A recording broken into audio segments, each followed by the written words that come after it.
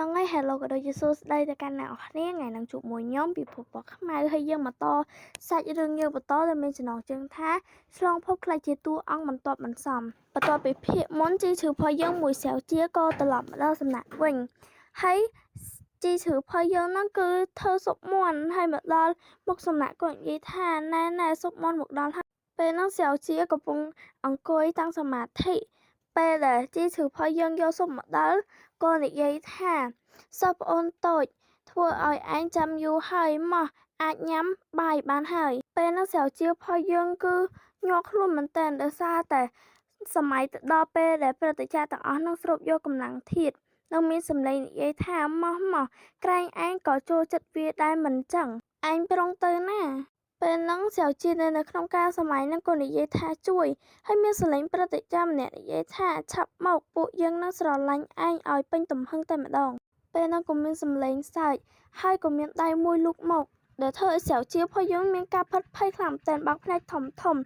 ហើយនិយាយថាចាញ់ឲ្យឆ្ងាយទៅយ៉ាងដែលមិនបានតាំងស្មារតីតាមពិតម្នាក់ហ្នឹងគឺជាជីឈឺរបស់យើងហើយជីឈឺដោយសារគ្នាភ្ញាក់ពេកក៏និយាយថាឈុយហើយក៏ភ្ញាក់អុកគូទៅនឹងដី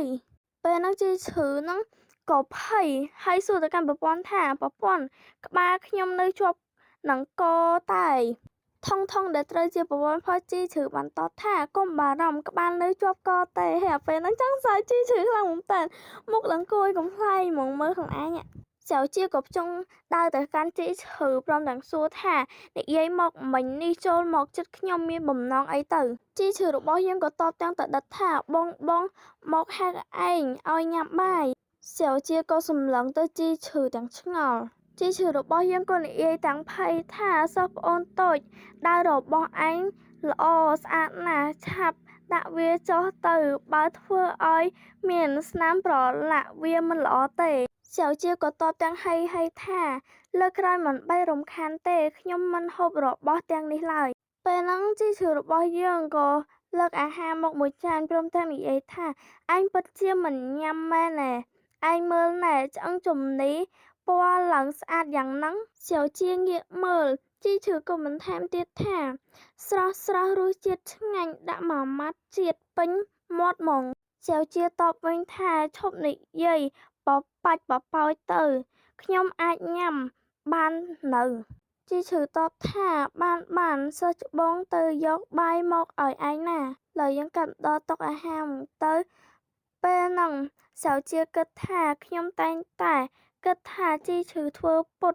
ជាយកចិត្តទុកដាក់នេះព្រោះតែមានគម្រោងការអ្វីមួយប៉ុន្តែប៉ុន្មានថ្ងៃនេះស្រាវជាក៏ស្រមៃនៅពេលដែលជីឈឺផុសយើងមើលថែខ្លួនព្រមទាំងនិយាយថាសិស្សប្អូនតូចយ៉ាងម៉េចដែរសីតុណ្ហភាពទឹកប៉ុណ្ណឹងល្មមទេសិស្សប្អូនតូចផឹកទឹកឃ្មុំតិចទៅជួយឲ្យគេងលក់ស្រួល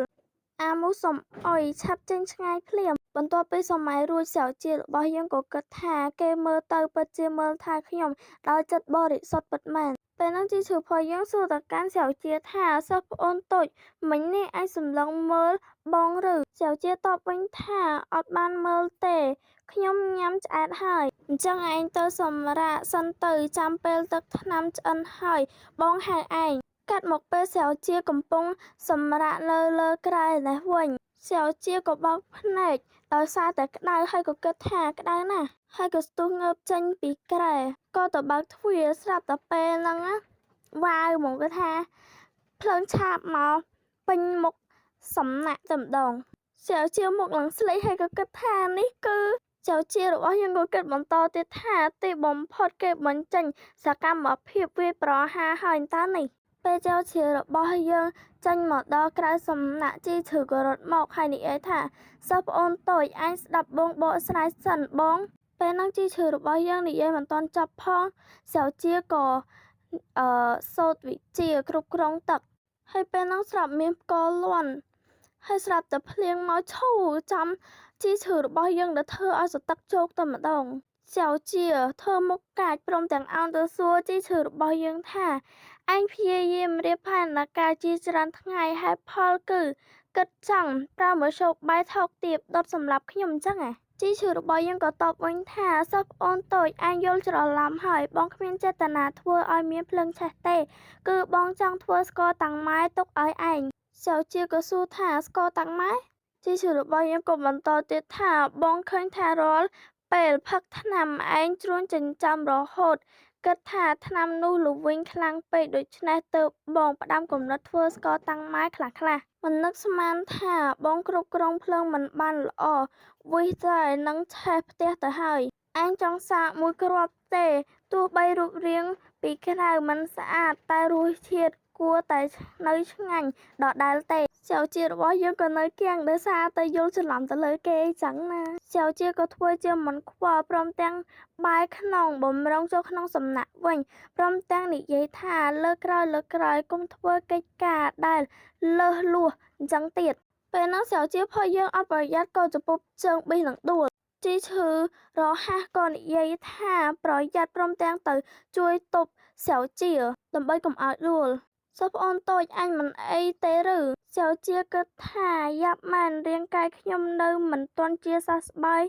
ឡើងវិញផងបែរជាទៅប្រើកម្លាំងធាតុទៀតអញ្ចឹងបានជាគ្មានកម្លាំងសោះសិស្សប្អូនតូចឯងកុំខ្លាចអីសិស្សច្បងអៀវឯងទៅណាកុំមើលសិស្សច្បងអញ្ចឹងអីទោះបីរូបរាងបងមើលទៅដូចជាទន់ខ្សោយតែមានកម្លាំងខ្លាំងណាស់ណាសៅជានិយាយថាឡើងទៅខ្ញុំអាចដើរខ្លួនឯងបានព្រមទាំងរុញជីឈឺរបស់យើងឲ្យផ្អៀងទៅម្ខាងពេលនោះក៏ប្រុងនឹងរអិលជើងដួលម្ដងទៀតជីឈឺក៏រហ័សប្រុងទៅជួយទប់ហើយព្រមទាំងនិយាយថាប្រយ័ត្នហើយក៏យកដៃទៅទ្រក្បាលរបស់សៅជាដើម្បីឲ្យកុំឲ្យពេលដែលដួលទៅត្រូវក្បាលរបស់សៅជាស្រាប់ពេលនោះព្រឹទ្ធាចារ្យហាន់សឹងលេចមុខមកព្រមទាំងនិយាយថាសៅជាខ្ញុំមកមើលឯងពេលនោះព្រឹទ្ធាចារ្យហាន់សឹងនោះមានការភ្ញាក់ផ្អើលជាខ្លាំងដោយសារតែឃើញពីរនាក់ហ្នឹងកំពុងតែត្រោបលើគ្នាអញ្ចឹងទៅហើយបាននិយាយថាជីឈឺឯងនេះថ្លើមធំណាស់ព្រមទាំងបញ្ចេញយុទ្ធសាស្ត្រដើម្បីវាយប្រហារទៅកាន់ជីឈឺរបស់យើងចប់ហើយងាប់មែនតើហើយពេលនោះក៏មានយុទ្ធសាស្ត្រមួយចេញមកការពារជីឈឺរបស់យើងដែលត្រូវជាយុទ្ធសាស្ត្ររបស់សៅជាជីឈឺគិតថាសិស្សប្អូនតូចគេរត់មកក្រោយខ្ញុំតាំងពីពេលណាព្រឹទ្ធាចារ្យហាន់សឹងនិយាយទៅកាន់សៅជាថាសៅជាហេតុអីឯងជួយគេបំពេញលើឯងណាព្រឹទ្ធាចារ្យយល់ខុសហើយមិញនេះរាងកាយខ្ញុំមិនស្រួលសិស្សច្បងចង់បីខ្ញុំទៅសម្រាកតែកម្លាំងខ្ញុំចុះខ្សោយទៅមិនប្រយ័ត្នក៏ដួលលើគ្នាព្រឹទ្ធាចារ្យមើលទៅសិស្សច្បងដើម្បីតែការពារខ្ញុំឡើងរបួសទៅហើយមែនតើខ្ញុំមិនបានចាប់អារម្មណ៍សោះពេលនោះព្រឹទ្ធាចារ្យហាន់សឹងក៏ទប់កំហឹងព្រមទាំងនិយាយថាធ្វើត្បិតរាងកាយឯងមិនស្រួលដូច្នេះមិនត្រឡប់ទៅសំណាក់ខ្ញុំវិញទៅខ្ញុំតែរកឃើញក្បួនសម្ងាត់នៃវិជាគុណចង់សិក្សាស្រាវជ្រាវវាជាមួយឯងជីឈឺរបស់យើងគិតថាវិវត្តហើយសិស្សប្អូនតូចចូលចិត្តក្បួនវិជាគុណបំផុតបើសិនគេទៅជាមួយហាន់សឹងប៉ុន្មានថ្ងៃដែលខ្ញុំខំប្រឹងនេះមិនទៅជាអត់ប្រយោជន៍ទៅហើយទេអីហ្នឹងឯងអ្នកនរគ្នារឿងយើងបានមកដល់ទីបញ្ចប់ហើយខ្ញុំសូមទោសចំពោះសលេងខ្លាំងមែនតើដោយសារតែសលេងខ្ញុំហ្នឹងពេលដែលនិយាយច្រើនទៅគឺចាប់ផ្ដើមស្អកនិយាយអត់ចង់ច្បាស់ហ្មង